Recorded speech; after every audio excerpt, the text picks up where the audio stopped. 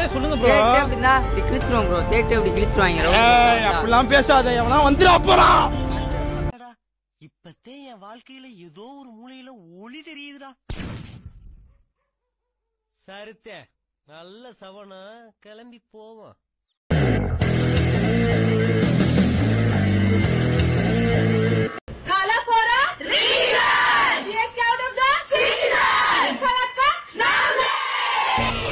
ஒன்னே ஒரு simple water எல்லாம் வாயை முடிட்டு சும்மா இருந்தாலே போது ஜெயித்துவீங்க. வாயை விட்டு வம்புழுத்து எல்லாரும் வன்பத்தி வாங்கி கொட்டிக்கிறனாலதான் நீங்க ஜெயிக்கவே மாட்டேங்கிறீங்க. சாதிரி கம்முன்னு இருங்க. கடந்த 2 நாட்களாக இந்த ஆண்டு ஐபிஎல் தொடர் முழுமையாக நடைபெறுமா என்ற கேள்வி என்பது தொடர்ச்சியாக எழுப்பப்பட்டு வந்தது.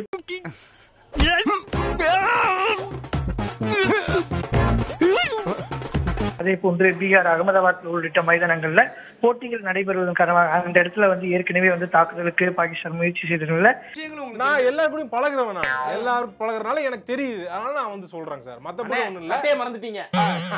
எனவே தொடர்ச்சியாக ஐபிஎல் போட்டி இந்த ஆண்டு நடத்தப்படுமா என்ற கேள்வி எழுந்த நிலையில கடந்த 1 மணி நேரத்திற்கு மேலாக இந்த தாக்குதல் என்பது அதிகரித்திருக்கிறது. என்னப்பா செய்யறது? நம்ம ஒண்ணு நினைச்சா தெய்வம் ஒண்ணு நினைக்குது. தெய்வம் நினைக்கிறது இருக்கட்டும்டா. நீ ஏன்டா நினைச்ச?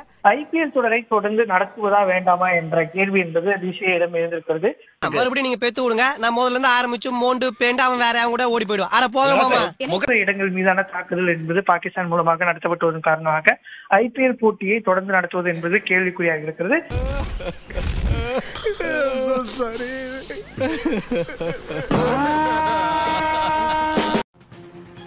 ஐபிஎல் கிரிக்கெட் தொடரில் எஞ்சிய போட்டிகள் அனைத்துமே நிறுத்தி வைக்கப்படுவதாக பிசிசிஐ தெரிவித்திருக்கிறது. நண்பர்களே, அசையாத மரம் ஒன்று உயிர்ந்தது கீழே. போட்டிகள் அனைத்தும் ரத்து செய்யப்படுவதாக மிகப்பெரிய ஒரு அறிவிப்பு வெளியிடப்பட்டிருக்கிறது.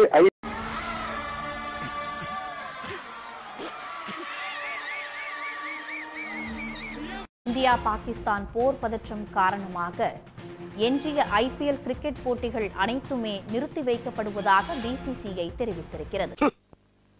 என்னடா பொழுது போயிருச்சு ஒண்ணு நடக்கலையேன்னு பார்த்தேன். நடந்துருச்சு. நடத்திட்டாங்க. இன்றைய தினமே இந்த ஐபிஎல் போட்டிகளை முழுமையாக கைவிடுவதற்கான ஆலோசனைகள் முன்னெடுக்கப்பட்டது. அந்த அடி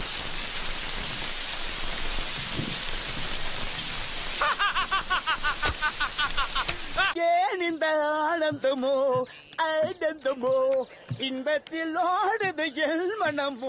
சின்ன சேனலுக்கு எதா இருந்தாலும் அது கொஞ்சம் ஆதரவு கொடுங்க. உங்க பொண்ணான கையை கொண்டு அந்த பெல்ல தட்டிடுங்க.